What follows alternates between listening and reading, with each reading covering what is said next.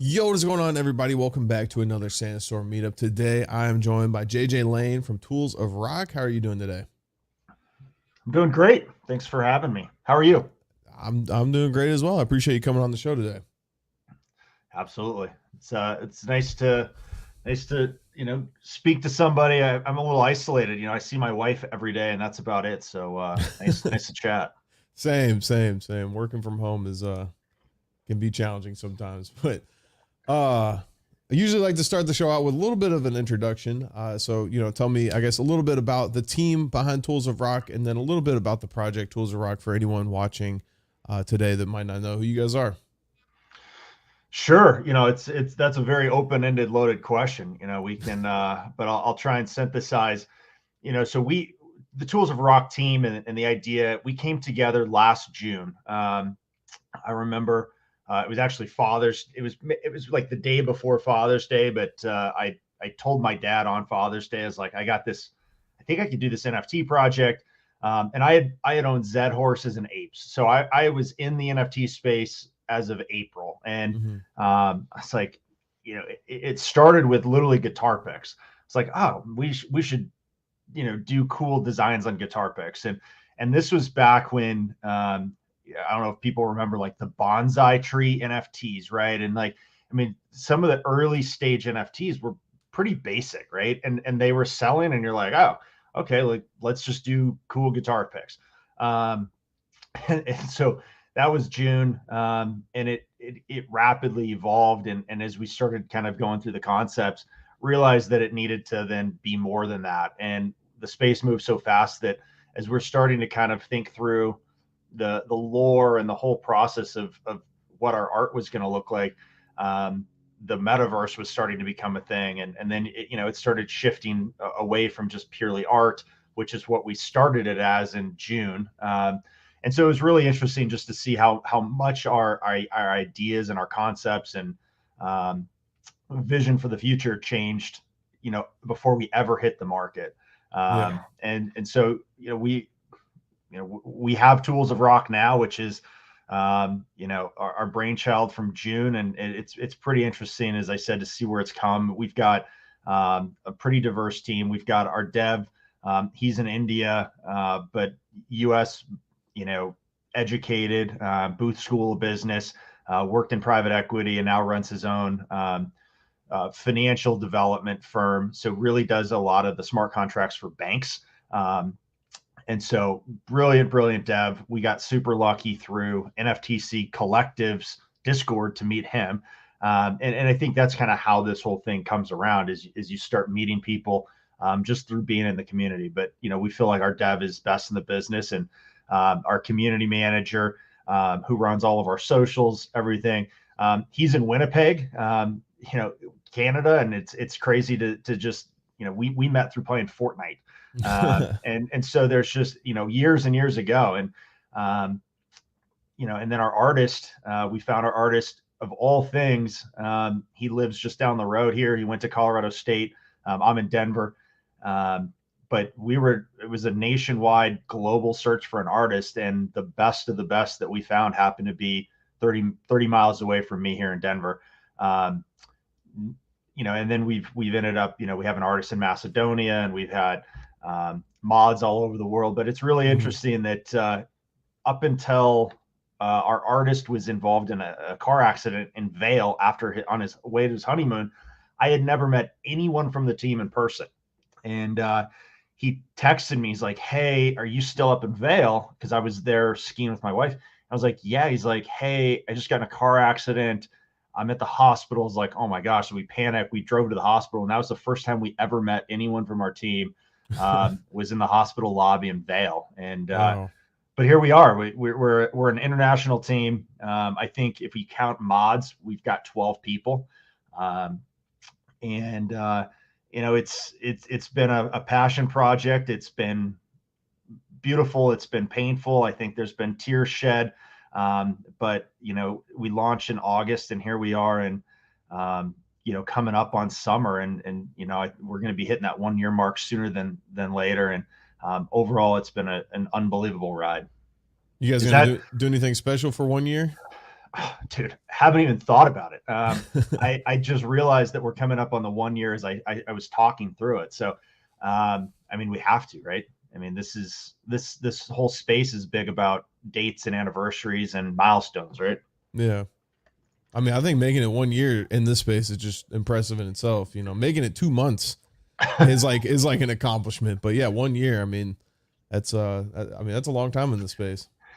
Yeah, it's this is dog years times 10. And I think the hardest part of the space, right, of the lasting side of it is the mental battle. Mm, Because only a few projects go as you hope they would, right?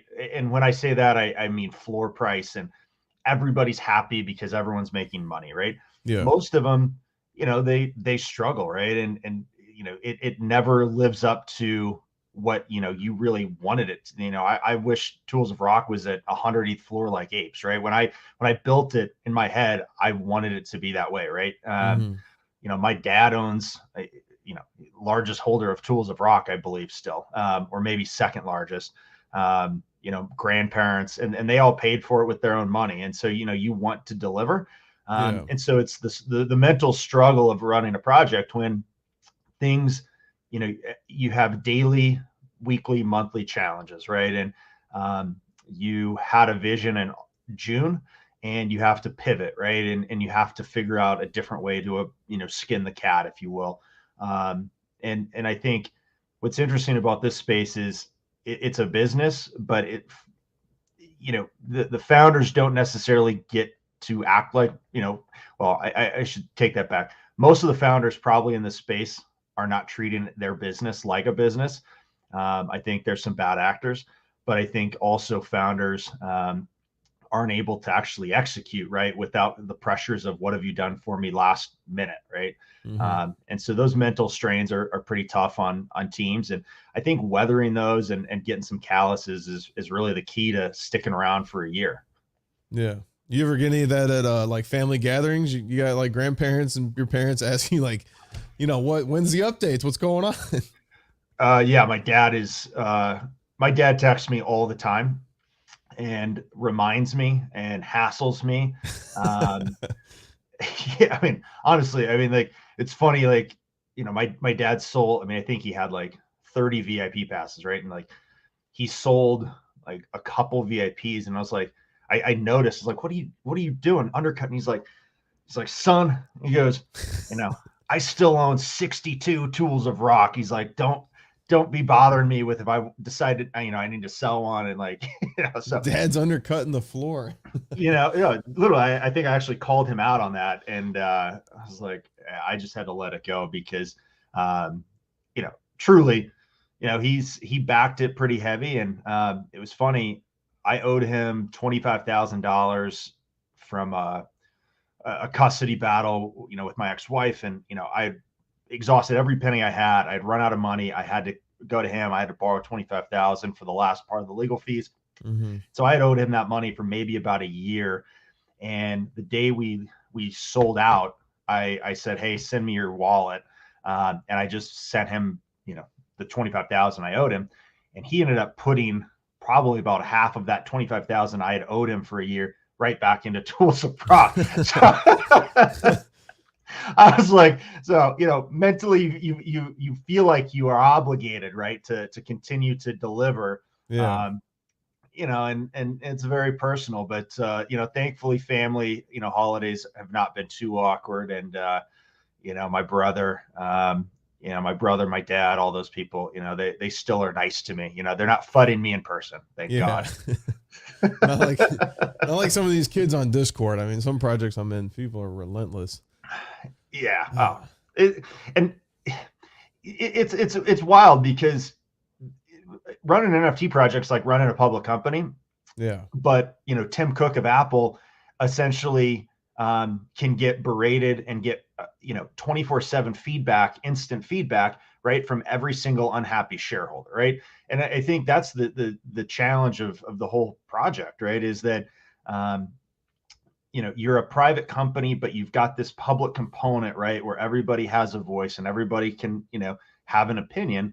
Mm-hmm. And so you just got to balance that. And and kind of understand where everyone's coming from. And I think the biggest one for me is, I think a lot of people use money that they shouldn't have, or they set too high of pressure or expectations for every Yeah. single one of the investments. Um, and I had to stop buying NFTs and flipping them because, outside of apes, I was doing really bad. I was losing tons and tons of money, hoping that I was going to find the next ape. Right. And, Yeah. so I think it's just a industry wide challenge that we all go through. But I don't get angry at anybody on that front. And it's just part of the process. And we just hope that we keep doing what we say we're going to do. And as we were talking before we got on air, right? Yeah. If you keep showing up, you keep doing the right thing, and you finally deliver, right? You'll rise above the noise of all of the kind of baseline projects. Yeah. Yeah, I agree. Now, you guys do have, a bunch of different collections in the ecosystem. So I wanted to kind of talk about a few different of those. So, like you said, you guys started out as the guitar picks, and there was like the Tools of Rock, right? Yep. With the album cover in the background, and then you kind of pivoted from that because obviously, like you said, bonsai trees were selling, but then like we kind of got into this PFP phase where everyone had a PFP project. So you guys came out with the Gods of Rock avatars. Yeah, yeah. We've just had two mints. We have a lot of collections. That's true. Yeah. But yeah, we had two mints. We had, as you see on the screen here, volume one, which we just took a ton of joy, in building the art and making this, such a fun, almost like Easter egg. There's so much, that goes on in here. Mm-hmm. But yeah, we had to move into the PFP. We really love the idea. Like, I grew up playing Guitar Hero, and so our inspiration for the Gods of Rock was that kind of Guitar Hero-esque art and vibe, and so that was where we really kind of put our eggs, if you will, on how we wanted to craft our PFP. And then outside of that, we've just interlaced different collections where we had some burning mechanics. We wanted to do collective collections. I was a big I love playing Madden Ultimate Team and those kind of video games, and where you'd have to essentially burn or use up multiple cards to get a collectible that you might want. So we've done some collections with different themes. So Beatles or Led Zeppelin or any of those. Similar with our Gods of Rock, we then allowed them to burn, so you could get this kind of demigod of rock, which was kind of an elevated version of your rocker. Yeah. And then we have our VIP pass, which is something that we're hoping that once the metaverse really comes to fruition, will serve as a ticket, an entryway into the metaverse, and allow allow the users to essentially kind of almost fractionalize their tickets, like a season ticket. If and obviously this is making this assumption that eventually people are going to start attending concerts, they're going to go to events, they're going to be living inside the metaverse, and we want to give a tool or kind of help reinvent the ticketing mechanism, at least in our venue. Mm-hmm. So we have the VIP pass for that. Awesome. And yeah, so with the Gods of Rock avatars, you had mentioned that you can burn those to get the demigods. How many of them do you have to burn to get a demigod? I believe it's 3 to get a demigod.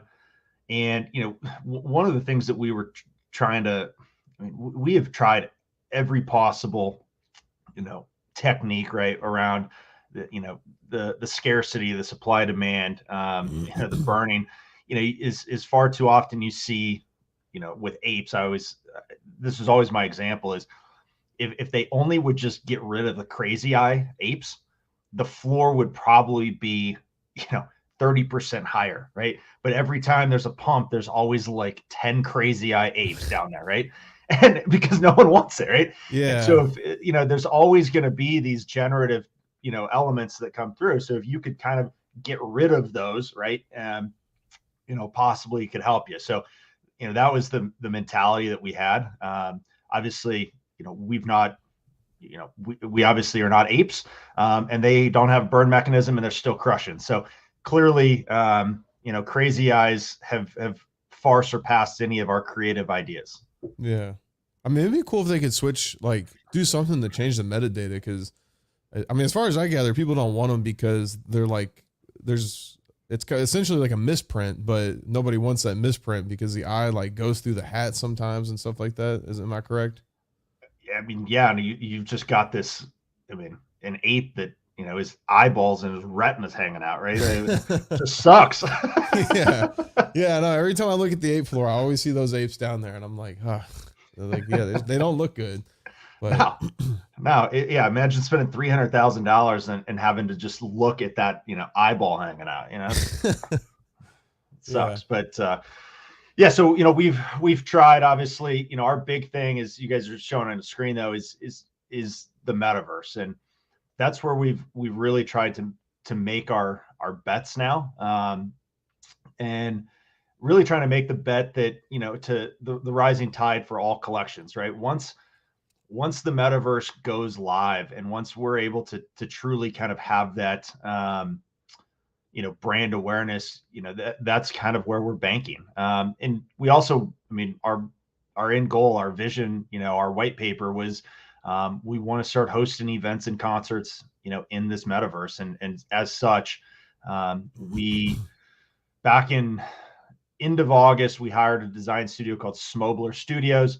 Mm-hmm. And they've been working since September 1st, on, this amazing, massive, grandiose, venue and world and experience there in Sandbox. So it's now done. You guys are experts in the Sandbox front, but our venue is done, but it's now going through all of the review processes. Sandbox reviewing all the assets. I mean, there's a lot of the process before it's, yeah, Tom, Dick, and Harry can go run through it. Yeah. And then we're also, in the process. So this is a 2x3. Okay. For the Sandbox Alpha Season 3, it needs to be a 1x1. And so we're synthesizing, an experience that's kind of basically ported from this and putting it over into a 1x1 that would just at least fit for the alpha season. So we're dual tracking that as well, which is, something that we weren't planning on, but we got the invite maybe a month ago. And so mm-hmm. we've kind of pivoted and just, putting all time and resources onto that.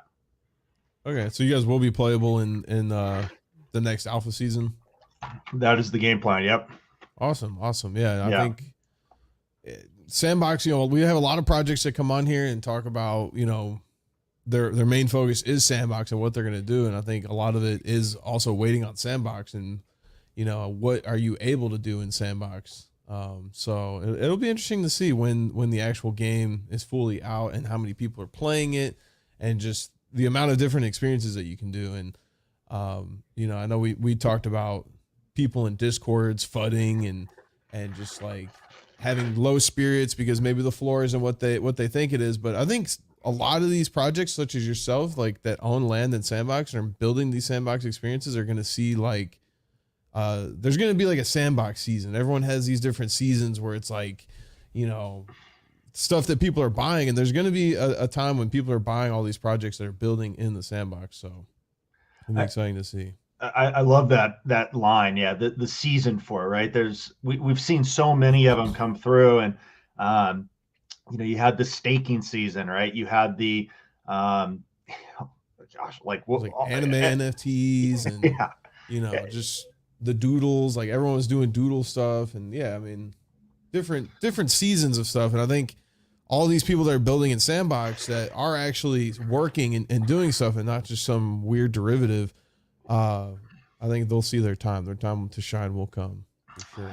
And you make a good point. I think, we've had some comments lately where it's, oh, are you guys, you guys are just kind of like drawing us out. And no, like candidly, when I met with Seb, founder of Sandbox and NFT NYC, the plan was first of the year was what I was hearing. Right.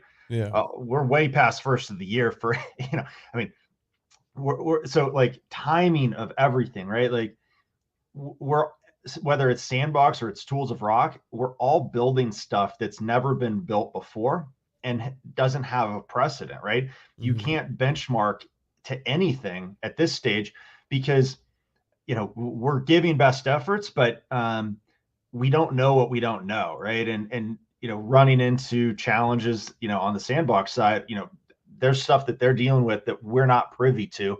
Um, and so we're all kind of interdependent on the person up the rung from us, and but everybody is hungry. I mean, everybody wants it to succeed, and everyone's working to have it succeed. So um, it's more the timing issue.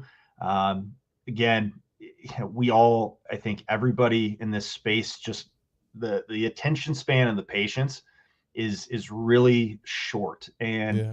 whereas if you extrapolate this out to a video game, right?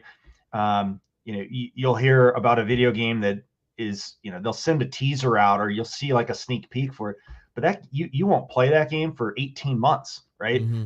And Yeah. and people they've the expectations have been set to, hey, these take a long time. Yeah, okay, I saw the teaser for it, but I understand, like, I probably won't see this game till Christmas of next year. And Yeah. and we're all fine with that. I think we have to start resetting our expectations for this stuff because it's very quick and easy to do a PFP profile project, right? Mm-hmm. I mean, some of these people do it in a weekend, which is insane. I mean, ours took us 2.5 months, um, maybe a little bit longer. But like even then, oh my gosh, you just built a business in 3 months, right? Or you built this thing, but then it's the back end side of a business, and building and executing and actually getting the bones and the structure, the foundation of it, that takes much longer than a month or 2 months. And that's where the challenge is just managing those expectations. Yeah. And I think I kind of agree with you said earlier is that there's people that I think are spending money that they probably shouldn't be spending. A lot of them are over invested and they buy into something and they expect it to be, oh, we want stuff now, just because, yeah, they want a nice floor price to either feel good about their investment or so they can sell and go buy the next thing. And yeah, they see other stuff that's pumping and they're like, oh, I wish I had, the money to throw it into that. So then they panic and like, yeah, they don't end up making any money. Like, with anything, like look at Bitcoin, like the people that made the most money were the people behind years ago that held it all the way up till 60K or even still holding now. Not the people that bought it when Elon Musk bought it, like it's definitely patience pays. And, just the fact that you guys are working around the Sandbox Alpha to do the 1x1 game shows that, you guys are still working to do things. So it's awesome. Yeah. And it's, it, this entire, this is an experiment, right? It's a brand new industry. None of us knew what Web3 was last March, right? Yeah. And now here we are, as we watch this trailer, right? We're running around a world that will, connect all of us globally. It already has, right? I mean, we're all connected. I connected with my team all across the world to build this. Mm-hmm. Um, it's happening. I've what I was telling people back in August is the NFT that we buy in August will look very different than the NFT that we buy, August 2021 to 2022. And the Web3 and the metaverse and the experience is going to look very different a year from now too, because um, this is, I mean, just like the internet, right? Like we are evolving. Everything is so unknown. And there's so many talented creative people coming in every single day that are adding their flavor, their spin. So we just have to have a little patience and let things kind of play out. As I said, we started this with, the whole idea of Tools of Rock was a designed artistic guitar pick. And here we are, we have a world inside of a world, Yeah. you know, where people are going to be able to, come and mingle and have cool experiences. So if that happened in 8 months, I can't imagine what's going to happen in another year. Yeah. No, yeah, I agree. And speaking of building in the metaverse and world inside of world, you guys are doing a 3D voxel versions of your avatars, right? Are you doing both for demigods and the God of Rock, or just one? Not sure yet. I mean, ideally it'd be for both.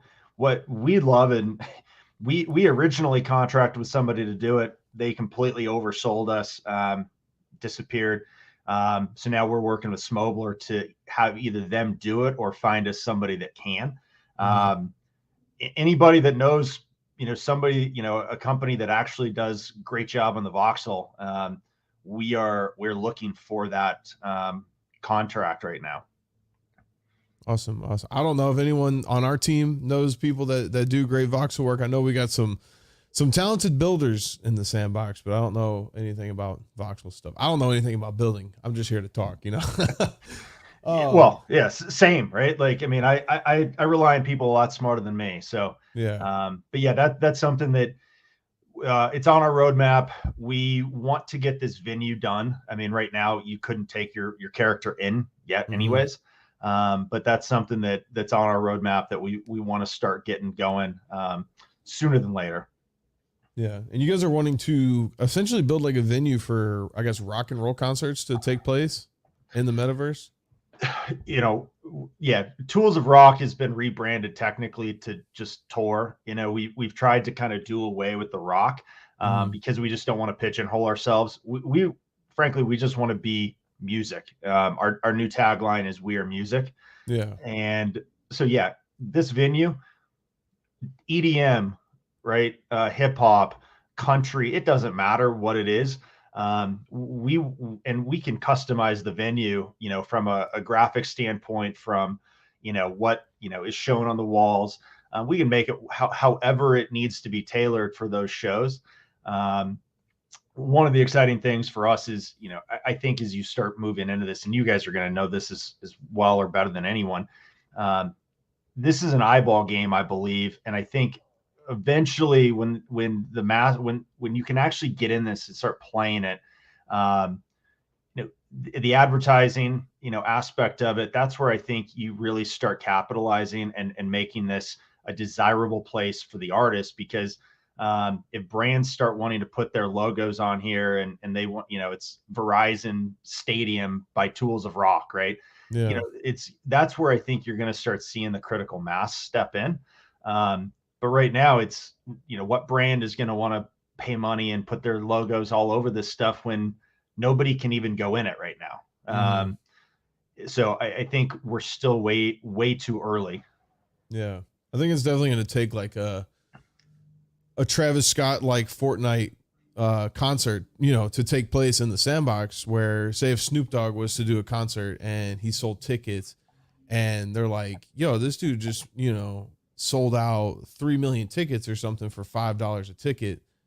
You're going to see every musician like out there that's like, yo, I want to have a concert in the sandbox, even if I sell 100%. 10,000, 100,000 tickets. Like, and what are they going to be looking for? A venue to do it in. And, obviously some venues are going to cost more than others, but yeah, there's going to need to be a place for someone to hold a concert. And not all of these, musical artists are going to be like Snoop Dogg that have their own land, and they're going to be looking for places to hold concerts at. So I agree with you. It's just going to take something like that to kind of kickstart it. Yeah, and to give everyone a little perspective. So we've been in this discussion with CAA, for instance, is one of the groups that we were talking to that controls a bunch of artists, right? And Mm-hmm. they're highly interested. They want to do it, but it is this crazy chicken and the egg situation where they're like, well, we don't want to give you Ariana Grande, right, who did Fortnite, and have it be a total failure. You need to go prove it first, right? Yeah. Well, it's like, well, we need you to give us an artist to prove it, right? But they're Mm-hmm. like, well, we don't want to do that until it's proven, right? It's literally, nobody wants to truly make that commitment yet. Um, but I get it. How can you make the commitment? Because we are all still waiting on Sandbox, Yeah. and I don't begrudge Sandbox. They're building something that's obviously very complicated, very large scale. Um, But until there is any sort of a precedent, nobody is going to say, you know what, hey, sure, let's put 100% of our eggs in this basket, right? Mm-hmm. And that's why I just feel like we're still a ways out from the reality of, you know, Snoop Dogg or anybody coming in here doing a concert. And then on the other front, you know, the you know, when I was talking to all these other groups, is they'd say, well, like, how are you going to do this? Like, you understand, like I was talking to some music execs out in LA, and they're like, you understand, like, this is going to cost you $3 million. You're going to have to rent a studio. You're going to have the entire studio green screen. You're going to have to bring in the backup dancers. You're going to have them in the suits, all this stuff. I was like, no, like, you kidding me? That's not how it's going to be. I highly doubt the Sandbox technology is going to even be at that stage right away. That's not the way it's going to have to be. The Yeah. Travis Scott situation, like, to truly have a live concert where Ariana Grande says, you know, walks in real time, and is she's somewhere in some studio and she's green screened up, and that translates to a voxel. I mean, we're a long ways away from that reality. Yeah. But there's a lot of creative workarounds that will solve and, you know, be the exact same thing that we need. Mm-hmm. Um, and I don't want to give away our secret sauce, but you know, we've solved for all of that stuff. It's now just a matter of time. Yeah. I mean, I think people would even pay for like a meet and greet type thing. Yeah. Like, you know, I forget who we were talking to on the show, but I was like, you know, popular streamer Aiden Ross, like one of the things that kind of blew him up originally was like he would play NBA 2K with Bronny James. And there was a clip that went viral just because LeBron got on the mic and said what up to him. And it's like, imagine you could go into the Sandbox and, you know, yeah, you pay $100 or something to get into like Snoop Dogg's world, and like you could be in there talking with him and like having a chat with Snoop Dogg. Like that's a once in a lifetime experience. And I think people would Yeah, definitely pay for that. it's access, right? I mean, even if you're in a situation where, you know, like, you got Snoop Dogg in here and he's singing, but like each server is going to have 100 to 200 people total, right? Yeah. So now you feel, you know, as the user, you can walk right up to that person, right? You can explore, you can be on stage with them, right? As they're Yeah. doing this. It's a different sort of experience. Mhm. And I think the access side of it is something that will be important. So all of those are on the table. It's, you know, it just, sadly, I wish badly I could say, hey, we've got a concert and it's going to be tomorrow. Everyone's going to be awesome. We're going to change the world. It's not going to be tomorrow, and it's just a ways out, right? But um, if we had started this company yesterday, we wouldn't even have a fighting chance to be in a position for when it's ready to go. Mhm. And so, you know, it required a year of work, of building and laying the foundation to even be, you know, having the conversations to start doing this. Yeah. Yeah. And I wanted to ask about the volume 1 collection, cuz I did see that there's 10 unique tools that you can collect, and if you get a full set, you can submit the full set. What do you get for submitting a full set? Yeah, every collection is different, with different, you know, collection requirements. Mhm. So typically, I mean, it's roughly about 10. Um, we only require a few to be burned, because some of them, you know, let's say our Beatles collection, we have like an album cover that's a Beatles. We have a rock history that's a Beatles, right? We have um, a pick design that's Beatles, right? So you're going to like need to collect certain one of those, and those are a little bit more rare. They're more expensive, you know, and so we're not going to require you to burn those.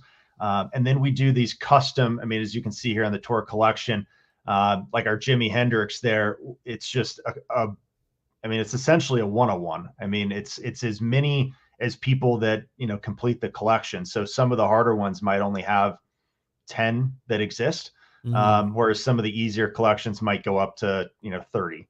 Um, and obviously, like, it's by choice. So, you know, we're not forcing anybody to have to go complete it, but we just think it's a fun way to kind of gamify it, keep it interesting, keep allowing people to, you know, collect, get rewarded for holding their assets. Yeah.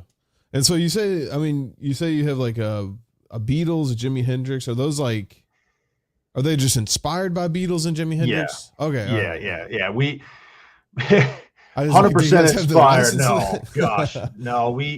When we first started doing this, our biggest challenge was like, how do we, especially in the album covers, how do we make album covers that will be reflective of these unbelievable historic pieces without us getting sued, right? Yeah.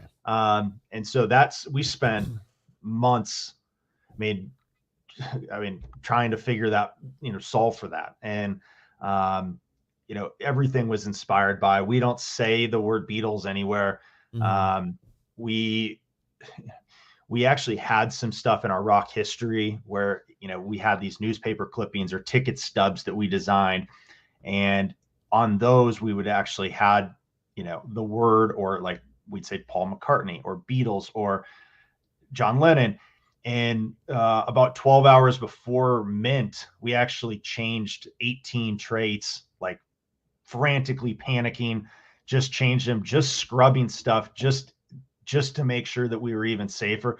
We'd had a lawyer, IP lawyer, review everything, and he gave us a letter. He goes, "No, you're good. Don't even have to worry." And I just was, I couldn't sleep at night.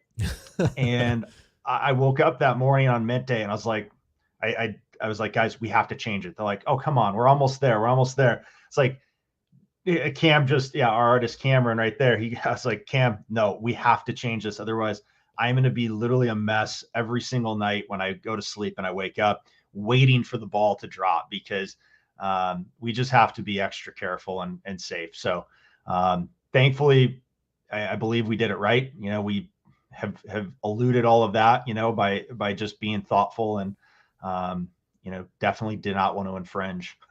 Yeah, no, yeah. I think honestly, I think that was probably the best decision for the long term, because you can always add those collabs if you do ever collab with an artist. You can always add, legends of music collections. But yeah, to start out with it could have gone well, but it could have also, like you said, you could lose some sleep over it.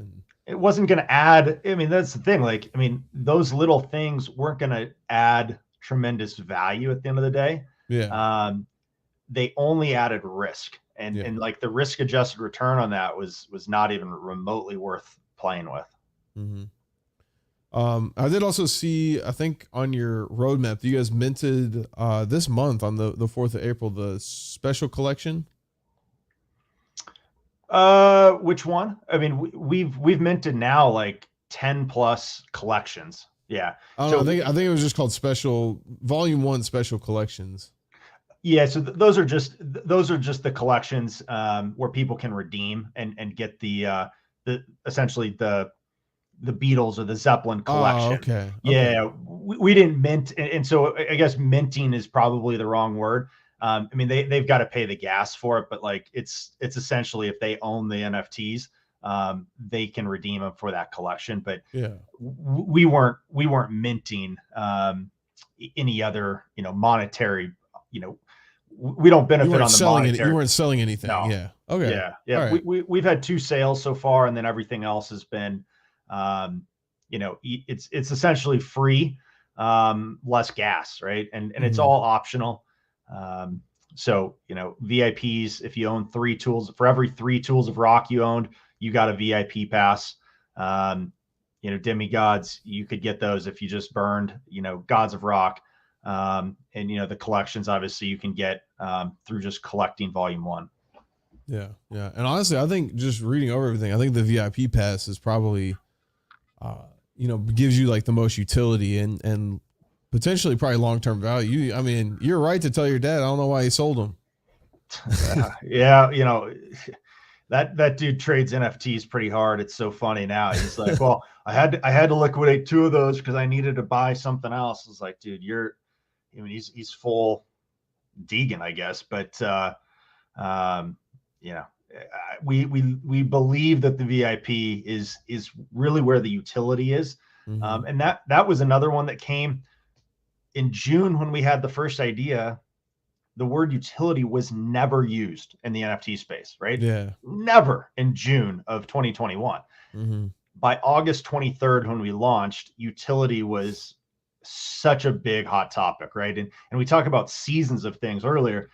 This is one obviously that has really kind of, stayed consistent. It hasn't really been a season. It's more of, this is just part of what people expect. And so, partway through our development, we realized we had to come up with something, around the VIP pass, and that came, hand in hand, obviously, with the venue. So, thank God that we weren't just a decorated guitar pick company. Yeah, no, I Very agree. easily could have been. People for sure now they're asking about utility. I think I saw someone ask a lot of people ask Drifter Shoots when he released his like first day out NFT. They're like, "What's the utility with this?" He's like, "Dude, it's a photograph. What do you mean? What utility?"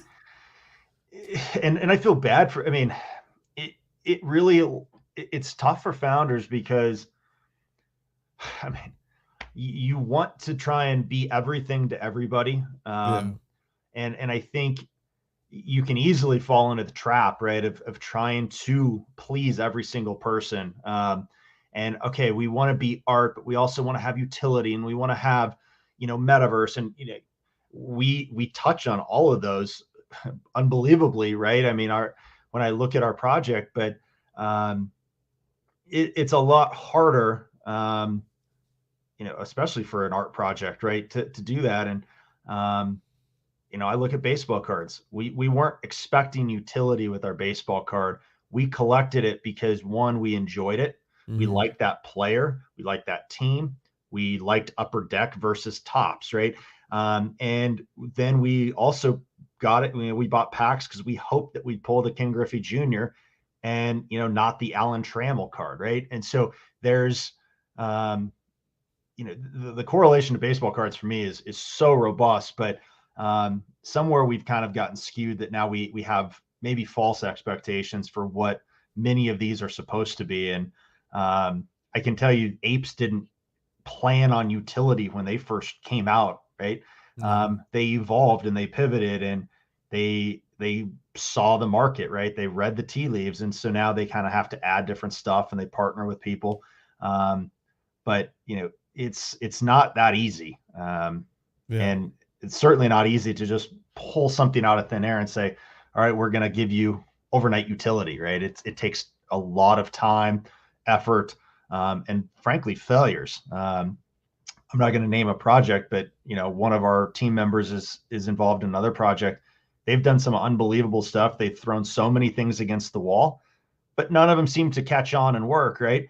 But they keep trying to find unique utility for people. And and so I admire and commend anyone that's just trying to do that. Yeah. I mean, I agree. Back when I started buying NFTs, it was mainly I was buying either just because I liked how it looked or because the community was cool. It was like, and I think that's how Bored Ape kind of started. Is it started just, they're like, hey, people like apes, let's mint it out. And then it kind of became a community and a club. And now they're kind of doing the utility thing, but they also have millions and millions of dollars to throw at it. I did want to ask you, I guess, about your guys' community. How would you say like your guys' community is? I mean, our community is the reason that our team gets up and cares every single day. If it wasn't for the community, I think the FUD, and the negativity in the space would have chased everybody out of it, right? But our community at this stage, they are absolutely diehard, loyal, thoughtful people, and they love music. And so when I look at our community, it's hard to get. I mean, this isn't a knock on Doodles. I mean, they're unbelievable and they're crushing, right?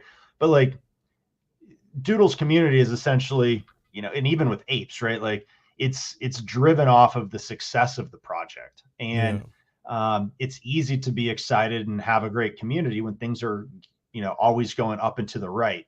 I think the true sign of a great community is one where you're in it because, as you said, you like and you believe in it on a much more kind of, carnal basis. And hey, I love music, and this is the community I want to associate myself with. I want to be around like-minded people. We have the same interests. We can have the same kind of conversations.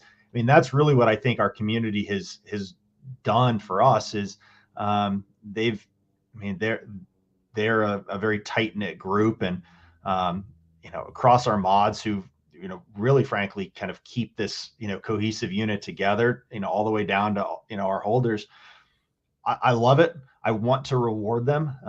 We feel a lot of pressure to please them and to validate them supporting us for 8 months, because it hasn't been up and to the right.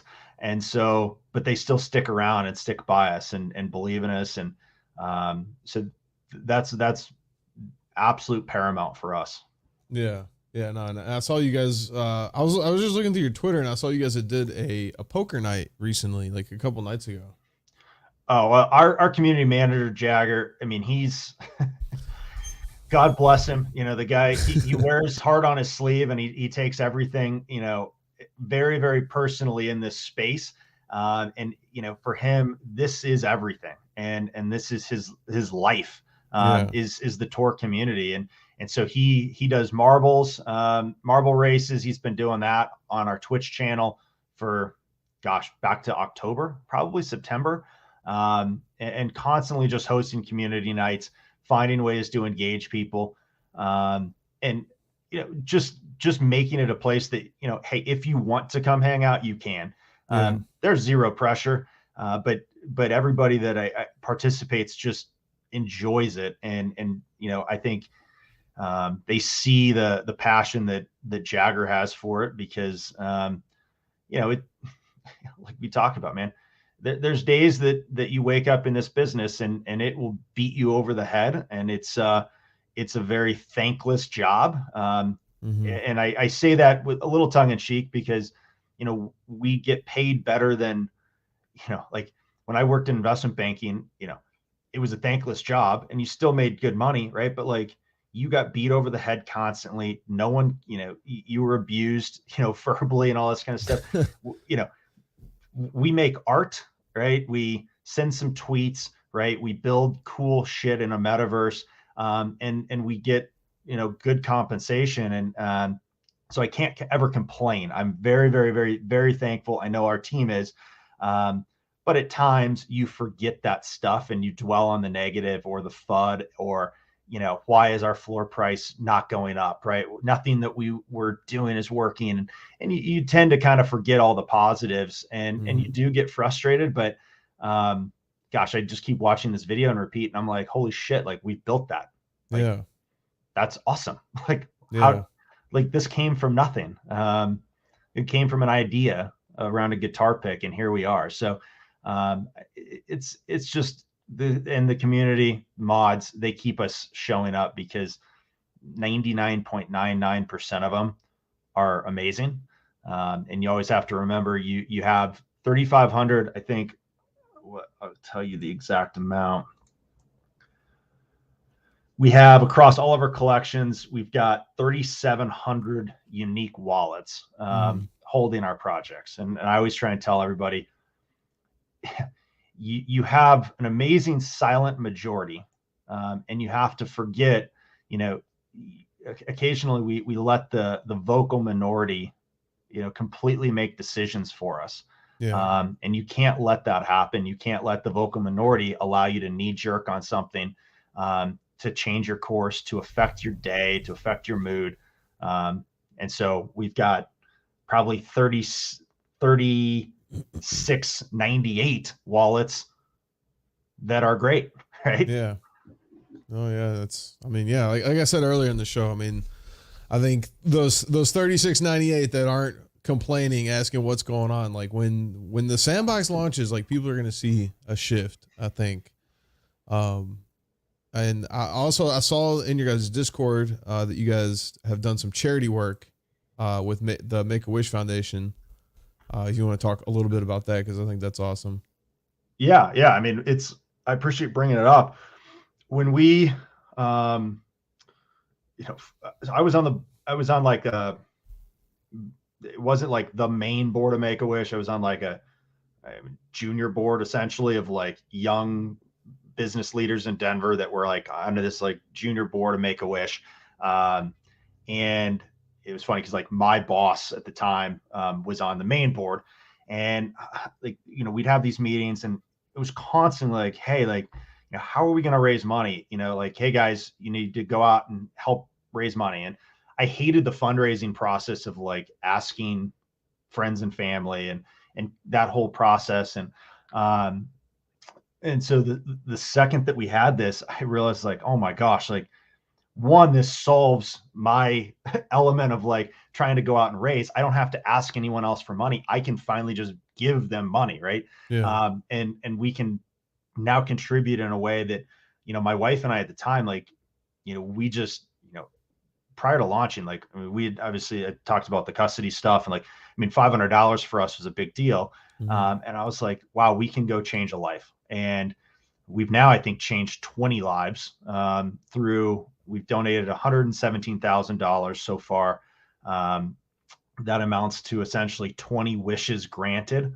Wow. And coming on the back end of COVID, these wishes are now finally like getting, you know, they had a huge backlog because, you know, not able, you know, a lot of the wishes require more in-person travel. Mm-hmm. A lot of the wish kits, you know, are, you know, compromised, you know, and so it's tough for them to travel. Yeah. We're seeing unbelievable results. I love just the fact that now, like, you know, we did something that I could have never dreamed about in my prior life, where we can be charitable, right? Like, I felt like for a long time I was a charity case. I was, you know, my dad would talk about, you know, us, you know, what are we doing, getting involved, you know, in charities is like, you know, back in the day, I was like, I'm living with you guys. Like, I'm divorced, broke. I live with my parents. Like, am I not charity here? You know, I was like tongue in cheek, obviously. And Yeah. now here we are able to just do some amazing stuff. And so we're just really thankful that we had that chance and that opportunity. And it was the biggest no brainer. We advertised it, but even if we didn't advertise it, like, we just, for us, it's just a go forward part of our lives now. I think is just donating and, you know, helping out with Make-A-Wish. And, you know, we've got Girl Dad, Twitter, you know, personality.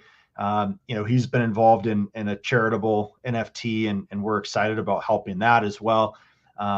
Because for all of the toxicity in the space, it actually is an amazing platform to give back, right? I mean, if we're going to be able to make, you know, outsized money, right, Mm-hmm. we should be in a position to give outsized support, right, and help others that aren't, you know, as Yeah.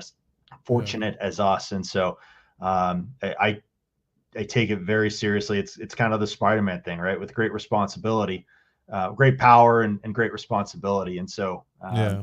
it's a shame more projects aren't doing it, or if they do, they're like, yeah, we donated an ETH, right? It's like, you know, like, Yeah. just don't do it. You know, like, I mean, I guess any money is great, but it just seems like something that we should all be doing, and being very, very thankful for where we sit today, because um, you know, this is life changing, and the greatest blessing, right, to be able to have this job.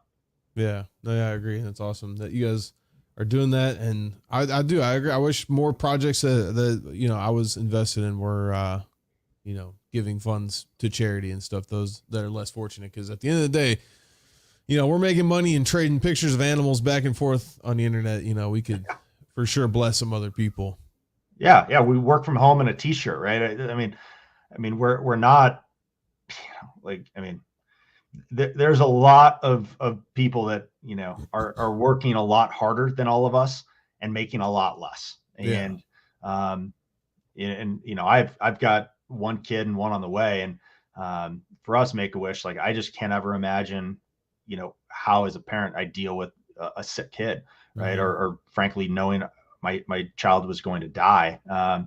And so, you know, those are things that I'm blessed that I've never had to cross, and I hope I never do. But in the interim, let's at least help those people that are facing things that none of us can fathom. Yeah. Yep. I agree. It's very sad. But I do want to thank you for coming on the show today. We are coming near the close time. Is there anything that you feel like you'd like to have some closing thoughts? Maybe something I didn't cover about the project that you'd like to mention? No, I'll put a bow on, and, maybe, we touched on all of it, but I think, for all of our collectors, we talk in the announcements, but, we don't jump on the spaces that often anymore. And, for them, I wanted to let them know, we tend to think that oversaturation to the spaces and the doom scrolling of Twitter, and, the constant, incessant kind of just keeping up with the Joneses, and just the noise in the spaces is probably a little unhealthy.